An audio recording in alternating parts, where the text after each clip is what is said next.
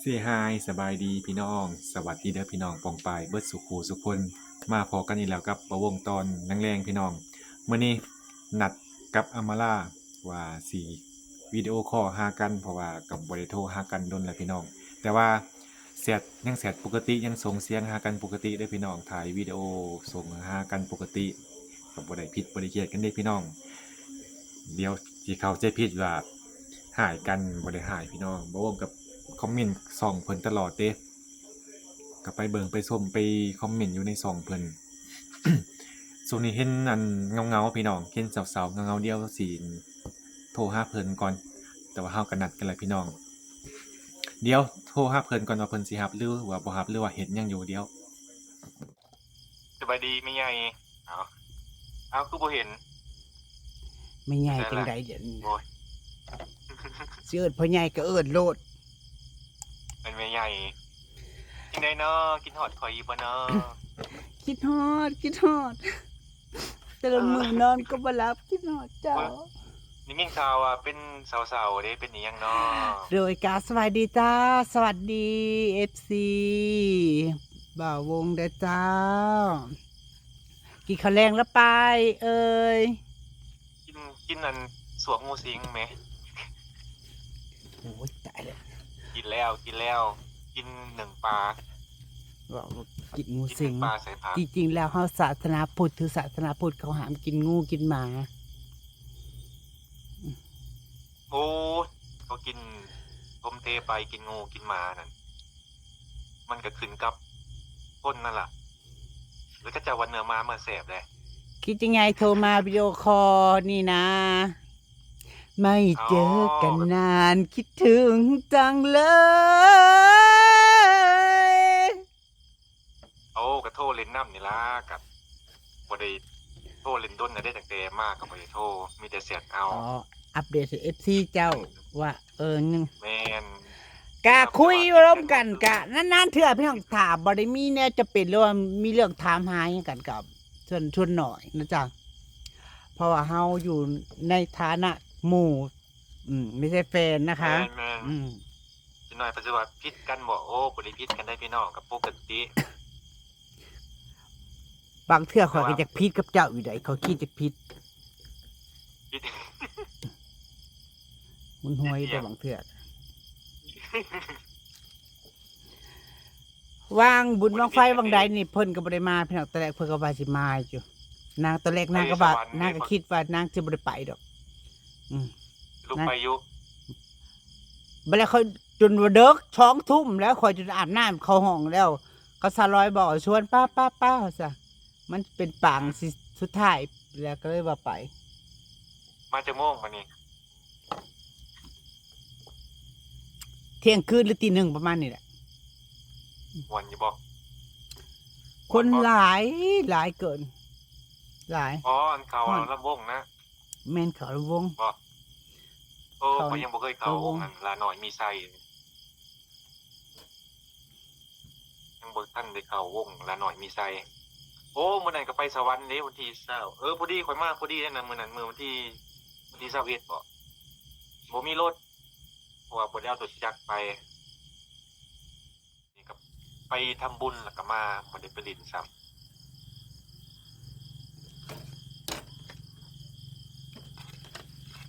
จากมุ่งเลยพี่น้องเฮาว่องแล้วสิได้อัน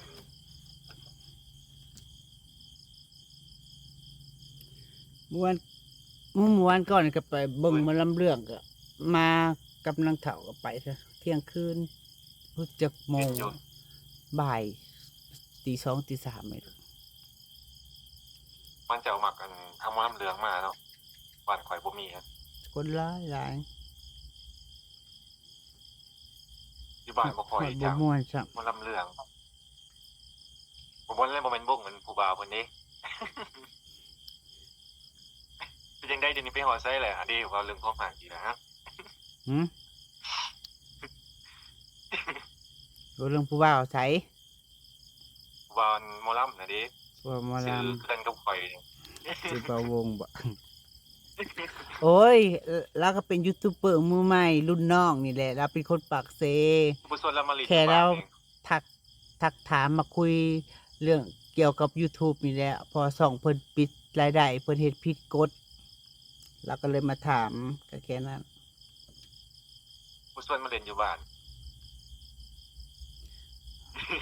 แล้วก็อยากไม่ได้เราดีเนาะสุดเจ้าเราอะอยู่กันเป็นกลุ่ม YouTube ต่างคนต่างถ่ายกัน อันนี้เล่าว่าอยู่คนเดียวแล้วมันบ่ค่อยโอเควิ เรา ว ก็ อะ คือ ไร กับคอยนี่แหละอัมมาล่างั้นกับคอยจะกี่ถ่ายผู้ใดพอก็ไปอันบอลหนึ่งแม่ก็ไปบอลหนึ่งลูกก็อยู่บอลหนึ่งพี่น้องก็อยู่บอลหนึ่ง แม่นถามมันมีตัวเล่นให้เฮาอันถ่ายคลิปกับมันก็สิเป็นตะเบิงดีกว่าเฮาถ่ายคนเดียวเนาะ มันก็กลุ่มบ่าวเอื้อก็ยังมีอันเจซีมีอันเจตุย ต่างคนต่างปั้นกันนั่นเอง บนนับเจ้าได้เจ้าในไทยยังนั้น24ก็เบิ่งเบิด วันนี้ก็วิวตก วันก่อนน่ะก็บ่ได้ถ่ายเขาคลิปขาดไปมือหนึง นั่นแหละ14เพิ่นนั่นเสร็จมาถามข่อยนะ เบาอ่อยมาบอกอยู่ เจ้าเฮ็ดหยังเจ้าคือบ่ลงคลิปว่าซั่นหายไปไส FC ถามนำอยู่นี่ รูปเป็นหยัง โอ้ยมันปวดต้นโตมือเป็นนิ้วเมื่อยแล้วตอนแรกก็ถ่ายไว้อยู่บัดนี้สัญญาณมันบ่โอเค สัญญาณเน็ตเบิดมือก็เลยบ่ลงหามัน บ่ลงกันนะสิลงงานโพสต์ก็ได้มื้อนี้แม่ลงคลิปนะคะเหนื่อยปวดกระตนกระโต แม่น ปกติก็ลงอยู่ก็สิบอกอีกทีวันนี้ พักสักวันนะคะอย่างก็จะบอกอยู่ แต่มื้อนั้นก็บ่ได้ว่า ปล่อยให้คอยเกอร์ มื้อนี้เย็นเนาะบรรยากาศดีเด้อมื้อนี้เหมาะกับการออกไปหากินเอาเขาบอกคันเบิ่งโต๊ะนี่เขาก็มีคอนเทนต์คือกันข่อยสิไปหาเฮ็ดหาหอยหาหน่อไม้บ่มีฝนก็บ่ตกนี่ก็ส่วนนั้นอาสาวข่อยไปบ้านนอกข่อยไป เดี๋ยวไปหาบ้านพระก็ได้ม่วนไปก็ไปถ่ายคลิปดอกบ่มีมือกล้อง พี่น้องเอ้ยการไปหาอยู่หากินมันต้องมีมือกล้อง สิมาถ่ายทั้งหาหน่อไม้ทั้งซัดหน่อไม้มันก็บ่มีบ่โอเค มันต้องมีมุมใกล้แบบมุมตั้งมุมได้ มันต้องมีการฉอกการซูมนู่นนี่นั่น ถ้ามีมือกล่องจักหายังว่ามีมือกล่องอันชูบให้เฮ็ดให้เฮามีแต่แสดงอันนี้คือกันนั่นล่ะแต่ค่าตั้งกล่องเอา มื้อนี้ก็ไปเนี่ยไปปักซองมาวันค่ำไปถือโซเลมไฟโซลาร์เซลล์มาอีก3 ดอกสิมาติดทางหน้ามันมืดในยามแรงมันมืดเนาะเพราะว่าเฮาได้อยู่สวนเฮาได้อยู่พื้นที่ซุมื้อเจ้าเฮาคอยมาเดึกดื่นเพื่อสิกลับ อยากรู้เบาลัดบ่ ญาติ ลากเข้าไปในเฮือนนึงโทรมาเฮือนใหม่ ยันได้ลูกบ่มีพ่อประเดิมเนาะสิบ่มีบ่เนาะขึ้นเฮือนใหม่เด้อสิบ่มีบ่พี่น้องผู้ชายมานอนนำประเดิมบ่ บ่บางที คันว่าสิไปหาซื้อมากินซื้อมาเป็นผัวชั่วข้าวก็สิไปซื้อไสคะสิไปจ้างผู้ใด นี่พ่อได้นางกันเผาควันเด้มีเผาควันอยู่กันบักบินกับที่เขาเป็นเพื่อนเนาะ กันเราเฮ็ดเป็นผ้าขาวเป็นหายาคุยซ่ามาก็มี ไปขึ้นเฮือนใหม่สิบ่มีบ่ FC ซอย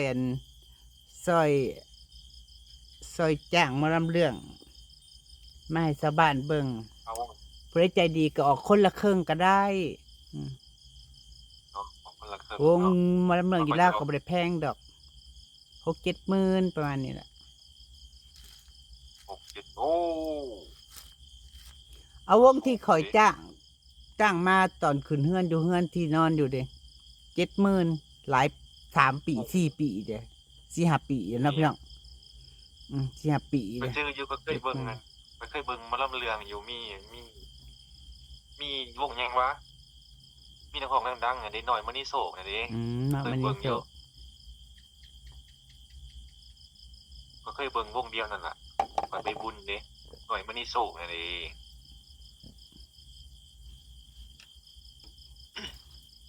เอาจางวงดังๆมาเด้อบ่ได้เบิ่งหมาลำเรื่องเนี่ยโอ้แต่บ่ได้ปี เดี๋ยวอีซี่ก็ถามอีกว่ามือได้บ่มาเล่นอีกบ่ภาษีว่าอีก เดือนละ2เทื่อพี่น้องนับเอาเลย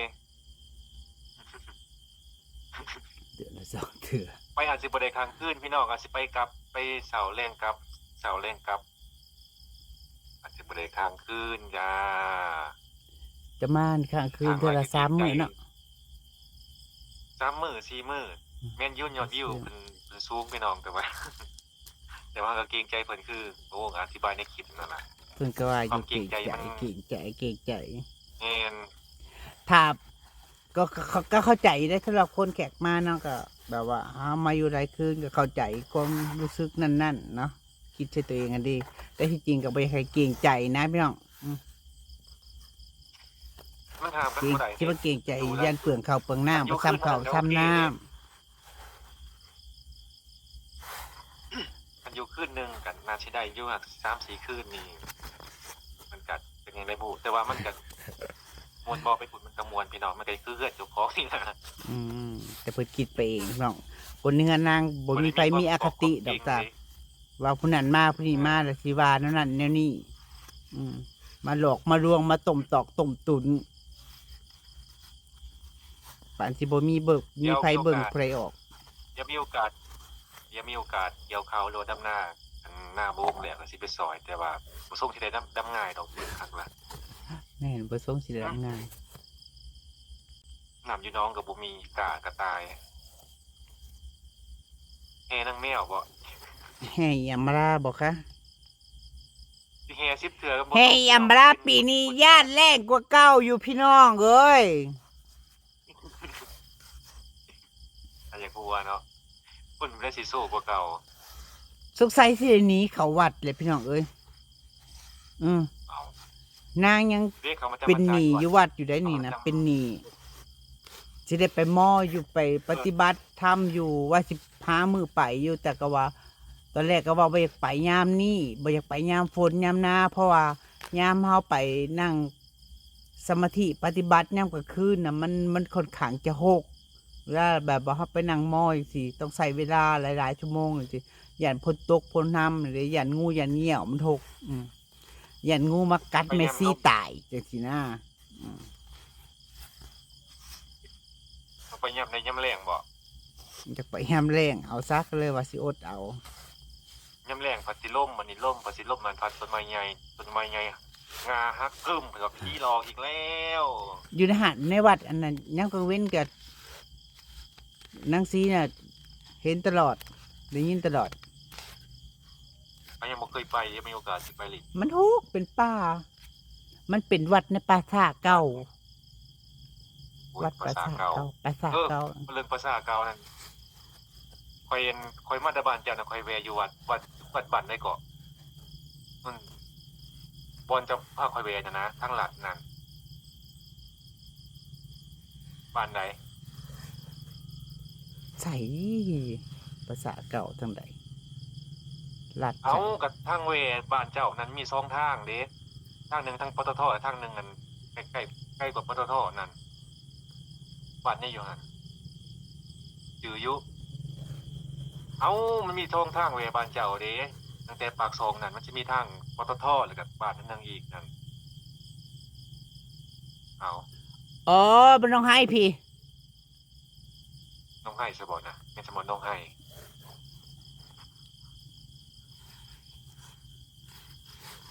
เอา ภาษา หลัง เก่า จากนั้นมันสิมีซ้ำแยกคือ4แยกไปบ้าน JC ไปบ้านคึมสว่างแล้วก็แยกไปบ้านเจ้าน่ะเด้ นี่แยกแล้ว 4 นี่ แย นี่ กแม่นแหละ4แยกเออ อืม มีวัดหนึงเนาะก็ไปสนพลนั่นนี่คือวัดห่างนี่แม่มันยึดมัน มื้อนั้นไปสนพลนั่น2เทื่อได้น่ะ3เทื่อหรือ2เทื่อ3เทื่อข่อยเห็นอยู่รถเจ้ากายนะ อ๋อมือที่ฝนตกเฮาทำเฮาบ่เออ มันนั่นล่ะ เจ้าบ่ฮู้ว่าเจ้าไปอยู่ในสายเจ้าเห็นลูกทุกข่อยผ่านไปเขาคิดว่าเจ้าฮอดปักซองแล้วปัจจุบันได้ยังลาหลังอยู่ ยังประมาณลักเดียนมันก็หอดอันหน้าหมู่ข่อยแล้ว อ๋อ มันตกแห้งมันก็เลยพักก่อน มันห่วยได้เนอะข้อยก็ขี่ไปบัดนี้มันบ่ได้เด้มันทั้งพ้นทั้งลงทั้งผ่าแตกเปียงข้อยก็เลยเข้าไปสนอยู่วัดก็วัดห่างซะบ่มีวัดท่า น่ากลัวมันติดกับปราสาทเลย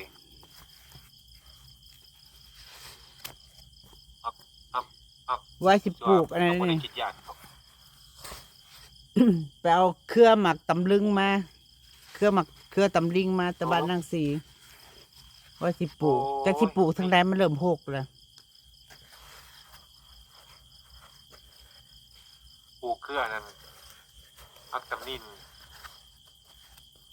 อยู่หัวคนนี้เกิดเต็มหัวอยู่ เริ่มหกแล้ว นี่ปลูกอยู่ไสเครือหมักบัวมันขึ้นอยู่ เป็นหมากแล้วบวบเหลี่ยม เป็นหมากง่ายเลยแต่บดกดอก มีปลูกมันปลูกกับบ่ต้องปลูกมันโหกเนื้อมันโหกได้พักอันนี้นะ สำหรับคนที่บ่ค่อยมักปลูกนู่นนี่นั่นนะเขาจะบอกว่ามันหกเข้าใจเพียง มันก็มาปลูกอยู่มัน เขาไม่ โหก เห็นแล้วเขาบอกมันหกมันเนื้อสำหรับ มันก็มี เขา ประโยชน์ สำหรับ ต่อกัน คนมักปลูก จริงๆ มักฟังปัดเห็นผลออกมาปัดรู้สึกว่ามันชุ่มฉ่ มันจะโดนแล้วว่าสิมาดำหน้ากลัวมันน่ะเด้อ มันสิลงมาดำหน้าอันลาออกจากเวียกจากงานว่าสิมาดำหน้าปีนี้นั่น ำเขาไปอ่านเม่น เขาไปนั่งอ่านไล่อ่านเม่นพี่น้องเห็น10โอวงนี่แหละเห็นเว้าเรื่องตู้อำมาลาไปเอาได้แล้วตู้ไปเอาได้แล้วเห็นหลายเม่นเห็นแทบ ตู้มัน ก่อนๆนะเห็นแทบทุกคลิปที่นางเอาลงนางก็เลยไปตอบว่า อันมีโอกาสนางสิไปนางก็ว่า มีโอกาสจังสิไปตอนแรกก็ว่าถ่าให้โปรโตเฮ็ดออก แล้วสิไปหาซื้อเฮ็ดอหยังเลย ประมาณนี้ก็ได้เฮ็ดก็บอกอยู่ ฝนก็บ่ตก ว่าสิหาโอกาสไปอยู่ว่าสิหาโอกาส เฮ็ด ไป ก็บ่ออกพุ่นแหละต้องทานเดือน7เดือน8พุ่นล่ะ นางพลาว่าสิมาสู้ไปเล่นอยู่พี่น้องไปเล่นบ้านโบงอยู่อืมก็เลยว่าถ้าไปเล่นก็เลยว่าสิได้โอกาสอันแก้ตู้มาเลยเห็นดิเพราะมันใหญ่เติบเนาะพี่น้องใส่ถ้วยใส่ซ้ำได้มันสิลากใส่มอไซค์มาไม่ได้นะ รถ10ล้อมาเด้อ ตัวมันใหญ่ต้องงั้นใส่รถ10ล้อมาเด้ ก็ขอบคุณหลายๆเด้อจ้าที่ซื้อมา จริงๆรถจักรก็ได้รถจักรธรรมดาจะเห็นตู้อยู่เฮือนนั่น เพื่อแกะมาฮอดมันสิบ่กระจกแตกบ่หนามันกระจกบ่ล่ะให้หนาใหม่ มันบ่แม่นกระจกตู้กับข้าวอยู่เฮือนนั่นไอ้หยังก็ ให้แก้ว ไอ้แก้วนั่นเด้จะเห็นอยู่ น้อยๆที่ตั้งน่ะก็พอดีเอา ตู้ จอ กั ด บข้าวนั่นทำกันนั่นน่ะนั่นล่ะเดียวกันนั่นล่ะใส่เดียวกันเลย ก็พอดีก็ได้มาแล้วก็บ่มีขี้ฟอกขี้ฝุ่นปิวลงใส่ของ กินแล้วนั่นนะอิหยังก็โค้งอิหยังก็ลืมแล้วสิว่าสิเอาเหล็กมาใส่นั่นบ่ใส่แล้ว อ๋อหนานี่แล้ว ใส่เหล็กทาวรเนี่ย แล้วพญายเลิศเฮ็ดเป็นเฮ็ดเป็นเต้นให้สามารถถอดออกได้ประกอบได้เด้บ่ได้เฮ็ดตาย บัดฝ บ่ นต ได้ กมั เฮ็ น ดที่ตาย บ้านนั้นเวลาฝนตกมันสิบ่อุ้มน้ำติ มันประโยชน์แล้วเพราะมันเป็นโครงเหล็กเด้ เพราะมันสามารถนั้นอิหยังก็ปิดได้เปิดได้แม่นบ่ เหล็กนี่มันก็ถอดได้ อ๋ออันนั่นนะ ผ่าน้ำมัดเขาบอกอ่อยก็บอกแป๊บเพชรให้มัดตายตอนแรกว่าจะเฮ็ดแบบลูดยังบ่คืนแล้วเฮาสิเก็บลูดไว้ก็ได้อย่างนี้เลย โอ้ตัว มัน ไป ก็ นั่นล่ะมันก็ได้อยู่ต้องคิวแทนดอกพอทำมาสู้ทำนิดกันก็ได้เนาะพี่น้อง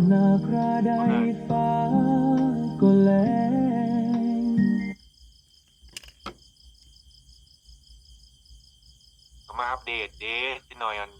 FC สิว่าอ้าว แล้ว คือ แบ บ่ บ ถาม เมนข่าวเห็นข่าวกัน แห คือเงียบต่างคนต่างเงียบ เพิ่นบ่ค่อยวางพี่น้องเซตไปกับบนบ่ค่อยตอบเซตไปอยู่ เห็นนั่นแหละแต่ละมือประเทศยังกับเปียกเป็นบืด หลายๆคนที่ทักมานะพี่น้องFC ทักมาเล่นนั่นนี่นั่นก็ส่วนหน่อย เวลาที่นางตอบ แบบคุยลมน้ำกับส่วนมากก็เป็นยำแรง กินข้าวแรงแดดช่วงนี้ เวลาพักผ่อน ยำแรง เนี่ยก็เว้นบ แม่ อกว่า ข่อยคือกันยำแรงตอบเม่นคือกันตอบยำแรงตอบแล้วก็จังนอน คือเสร็จคือการพี่น้องบ่ว่าสิมักตอบตอนแรงเพราะว่าตอนเที่ยงเขากับบ่เวลาเอาไปถ่ายคลิปได้พี่น้องถ่ายคลิปมาตัดตอนแล้วก็มาฟังเสียงอีกคันวางแท้กับตอนแรงพี่น้องอันนี้ก็อยากให้เข้าใจซุมเฮา เนาะปัจจุบันคือยิ่งแทะเซยเงียบเนาะปัจจุบันอีก บ่ได้ บ่ได้ยิงเด้กลับมากับตอบแม่นตอบแซ่บ เจ้า เจ้าลองเฮ็ดนั่นดูหากคอยลืมเลย เคยไล่สดกับบ่าวสุกไล่สด เป็นหยัง เคยไล่สดกับบ่าวสุกว่าเจะลองเอาอีเมลเขาคู่กันดู ได้สบ่ ได้ไล่สดทางช่องเนี่ยแบบว่าไล่สดช่องอะไรก็ได้ แต่ว่ามันใช้อีเมลร่วมกัน เห็นบ่เป็น อืม นะ ใช้อีเมลร่วมกัน เคยบาซูเคยวิดีโอคอลมาไล่สดน้ำกัน ทาง YouTube เป็นจังได จักบ่ฮู้ว่าเราเฮ็ดจั่งใด เออต้องเก่งเนาะมันเป็นอาจารย์นี่ครับ เมนเป็น มื เป็นอาจารย์ข่อยชื่อว่ากับบาซูกหูจักลาตั้งแต่บ่ทันได้มีช่องผู้ เป็นเคสมาหลายปีแล้วบ่ซุกเลยก็เคยเบิ่งคลิปเพิ่นอยู่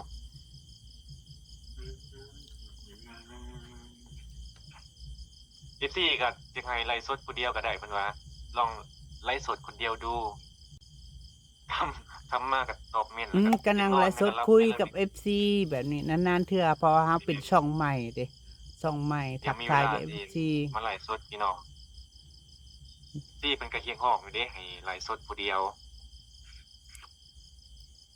มีเอื้อยนะทางเมกาบ่ฮู้ใดเพิ่นทักมาหลายมื้อแล้วข่อยบ่ได้อ่านแชทเราสงสัยขามื้อมั้ง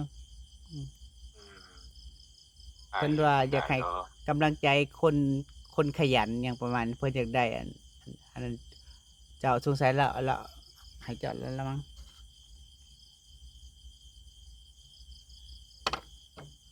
ปืนจักสิไปใส่มือเนี่ยของหน้ากับบ่ได้มีหยังนี่ เนาะ นั่งก็นอนเขาอยากไปกรอกบัญชีให้มันแล้วนี่นะ เนี่ยก็ อยากไปกรอกบัญชีให้มันแล้วนี่ ก็ กรอก บัญ ข้อ ชี มูลกรอกบัญชีธนาคารเขากรอกภาษี เอากรอกบัญชี YouTube นี้ อืม ยังบ่ได้กรอกบ่ อ้าวก็จะกันชี้ว่าอินมาจังกรอกก็ได้ พินมาจึงกรอกก็ได้บัดเฮาอันส่งพินส่งหยังแล้วค่อยกรอก เรื่องกรอกภาษีเรื่องกรอกข้อมูลนี่เด้อตั้งแต่ต้นๆน่ะซุปข่อยน่ะเฮ็ดน้ำกัน และข่อยมานั่งเฮ็ดเองเฮ็ดที่บ่เป็นนอกจากมานั่งถามกันไปกันมาพอนางซีน่ะแล้ว ที่นางสีเฮ็ดเป็นกรอกเป็นนู่นนี่นั่นก็พอนางอัน เคยเฮ็ดให้หมู่พวกหลายๆคนนั่นเองปัดในความจันข่อยแล้วมันบอกข้อปานนั้น อันนี้ได้คนน้ำที่จืออยู่เด้ คนเดียวเนี่ยมาติดตามผู้ใดคือมือไปออกกันออกเบอร์อยู่บ้านเทพลาเด้กับยังนั่งเฮ็ดสวยกันเด้ผู้นี้ผู้นั้นผู้นั้นผู้นี้มันก็ได้ อันนี้ผู้เดียวจักติดตามใคร การที่จะเป็น ก็โอเค YouTube อยู่เด้ การที่จะเป็นยูทูบเบอร์นี่พี่น้องเอ้ยมันก็บ่แม่นเรื่องง่ายเนี่ยนะจ๊ะมันต้องมีกลุ่มเป็นกลุ่ม เพราะว่าถ่ายกันไปกันมาต่างคนต่างดันกันต่างคนต่างถ่ายกัน แม่ ถ่ายที่ไปอยู่โดดเดียวได้งั้นน่ะยอดถ้าหาบ่มีอิหยังตื่นเต้นบ่มีคอนเทนต์อันยอดวิวก็สิค่อยดรอปลงเด้อพี่น้อง แม่นถ้ามาอยากไปเล่นน้ำหมูสุเจ้าบ่ก็อยากไปนั่นล่ะแต่มันก็ระยะทางมันก็ไกล ตอนนี้ลงอยู่บ้านพ่อบ่ได้นะอยู่บ้านบ่ได้นะ นอนอยู่บ้านนี่นะอยู่เฮือนนี่อาบน้ำนอน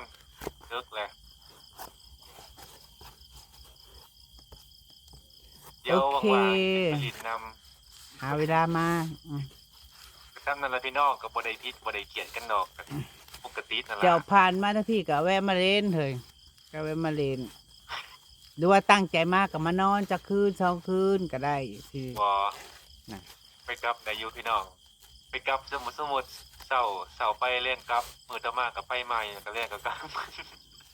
เที่ยวบ่แม่นใกล้ๆเดิพี่น้องซ้ำนี่ซ้ำไปหลัก35พุ่นเนาะเมื่อบ้านเจ้านะจากบ้านข่อยซ้ำนี่ ยังโดน เครื่องสวรรค์ ใกล้อยู่ดิ ซ้ำ ไกลอยู่ ของซ้ำนี่อยู่บ้านเจ้านะเฮือนน่ะสิอยู่กับแกงโดดนี่สิอยู่กับไกลทางหลวงนี่แม่นบ่ไกลทางดำแน่แม่นบ่ลงไปนี่ทางดำแล้วก็แม่นเลยแม่นบ่ ติดเลยติด อ๋อ กับทางเลย อ๋อ บ่ได้มีทางเวใส่ ไกล นางพอล่าหูอยู่นางบอกบ้านเขาติดถนนเลยแค่ว่ามันเป็นหมู่ซื่อแม่นบอก มันเป็นหมู่มันเป็นคุ้ม สิเป็น คุ้มหนึ่งคุ้มสองจังซี่มันบอก บ้านเจ้านั่นล่ะ คุมบ้านนอกบ้านในสิบ้านนอกบ้านน้อยบ้านใหญ่ มันจะมี3คุ้มเด้มันอยู่แคมทางเลย เดี๋ยวจะหาโอกาส บน ไป จอด ซะ มัน นะ สารเหลี่ยมกันมาโหลด จะหาโอกาสไปซะเพราะละ เพื่อนมันสิติดกับหานผู้สาว เจ้าก็มาเจ้าบ่มาเซาต่อบ่ เขาสิเซ็งซะบ่ เจ้าคืออะไร เอ้าข้อยก็เคยอยู่ร้านอาหาร เคยอยู่คาราโอเกะไปกรุงเทพ คือเดียว ไปกรุงเทพแต่อายุ14ปีก็อยู่แต่ร้านอาหาร ถ้าว่าบ่ได้ไปไทยสิว่าสิไปลินไทยบ่แม่นซั่นคันว่าบ่ได้ไปเกาหลีว่าสิไปลินไปไทยอยู่ไปหาหมู่หาครูไปหาแม่ไปหาแม่จันทร์ บ่เคยไปไทยจักเทื่อเลย แม่นมีนัดกับ FC อยู่จากแม่น คันมันได้ไปมันก็จะไปเบิดนั่นล่ะ แม่นมีแม่ยกบ่จาก แม่ยกบ้านน้องบ่ทามื้อนั้นก็เสร็จมาส่วนข่อยแบบบุญบ้านบ่ได้มาบ่ลูกมาเล่นบุญบ้านไผเด้อ เพิ่นมีแม่ยกเด้อพี่น้องเพิ่นมาดับมื้อน่ะก็มีแม่ยกคอยเอาใจนู่นนี่นั่นแม่ มาย เด้อก บุญบังไผลูก แม่ยกกับพวกนี้ก็แม่ยกจะยกขายกแข้งนั่นแหละ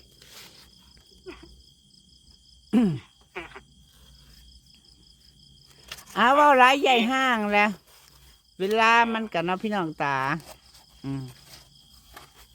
พอหอมปากหอมคอ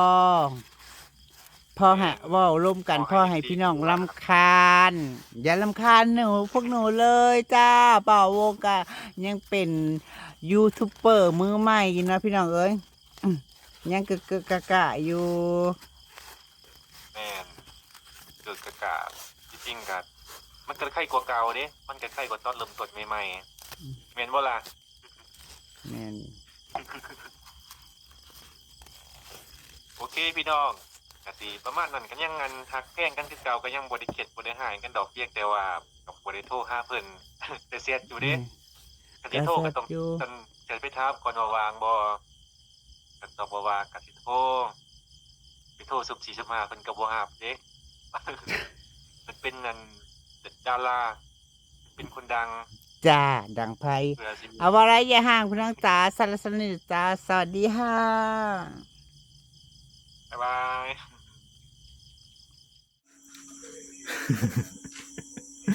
ยังอยากหัวอยู่พี่น้องกับตามนั้นพี่น้องกับบ่ได้ผิดบ่ได้หายกันดอกกับเสร็จคุยกันปกติเด้เดี๋ยวมีโอกาสว่างๆประวงก็สิขึ้นไปเล่นน้ำเพิ่นอยู่พี่น้องบ่แม่นว่าว่างๆเนาะพี่น้อง อันนี้ก็ว่างแต่ว่าเดือนนี้ครับไป 2-3 ครั้งแล้วพี่น้องก็พอแล้วพี่น้องมันหลายเถื่อเฮาก็เกรงใจคือบ่วงเว้านั่นล่ะเดี๋ยวเดือนหน้าจังสิไปใหม่ถ้าว่ายังบ่ทันดำนาจังสิขึ้นไปเล่นน้ำเพิ่นแล้วก็สิขึ้นไปกรอกภาษีไปกรอกเลขอันบัตรธนาคารบ่แม่นเลขบัตรธนาคารไปกรอกอันอิหยังไปกรอกข้อมูลส่วนตัวพี่น้องเพราะว่า YouTube ประวงก็ยังขั้นตอนสุดท้ายก็คือกรอกภาษีกรอกบัญชีธนาคารแล้วก็กรอกข้อมูลส่วนตัวยังบ่ทันได้กรอกเดี๋ยวเดือนหน้าพี่น้องนี่ก็สิเบิดเดือนในเดือนวันที่25แล้วมื้อนี้25หรือ24บ่วงก็บ่แน่ใจเพิ่นก็ พิ่นก็ยังอารมณ์ดีพี่น้องเพิ่นก็บ่ได้เศร้าบ่ได้เหงาดอกเพิ่นก็เว้าโน้หัวม่วนปกติเดี๋ยวเดือนหน้าจังสิขึ้นไปเล่นนำเพิ่นใหม่ส่วนตู้ก็คือสิได้ยินนำกันแหละพี่น้องเพิ่นว่ามีโอกาสจังสิลงมาเอาเพราะว่าเจพอลล่าก็ฮู้บ้านมาวงอยู่พี่น้องเจพอลล่าก็เคยมาก็ตามนั้นล่ะพี่น้องยังเว้ากันปกติยังเสร็จหากันปกติเด้อบ่ได้เครียดบ่ได้หายกันเด้อ คันสิโทรหาเพิ่นก็ต้องขออนุญาตก่อนเด้ว่าว่างบ่ย้านบ่ว่างก็คือบ่วงว่าหั่นแหละคันสิว่างก็ว่างตอนค่ำๆแบบนี้พี่น้องบ่วงคือกันอำมาลาคือกันขับมาสิตอบคอมเมนต์ตอบแชทพี่น้องส่วนนั้นกลางเย็นแม่นถ่ายคลิปตัดคลิปก็ ก็อยากให้ FC ทุกคนเข้าใจบ่วงบางเทื่ออาจสิบ่ได้ตอบแชทตอนกลางเว้นก็สิมาตอบตอนค่ำๆพี่น้อง แต่คอมเมนต์คือกันบ่าวงก็สิตอบตอนก่อนสินอนบ่าวงก็สิมาตอบคอมเมนต์ทุกๆคนทุกๆ FC ที่ FC เพิ่นคอมเมนต์อยู่ในช่องบ่าวงก็สิเข้าไปตอบตอนค่ำๆตอบแล้วจังสิได้อาบน้ำนอนพี่น้องโอเคพี่น้องบ่าวงก็สิได้จบคลิปไว้เพียงเท่านี้สุดท้ายนี้บ่าวงก็ต้องขอบคุณขอบใจ FC หลายๆที่เข้ามาติดตามเข้ามาคอมเมนต์กดไลค์กดแชร์เข้ามาเป็นกำลังใจให้บ่าวงเดี๋ยวพอกันใหม่ EP หน้าพี่น้อง สบายดี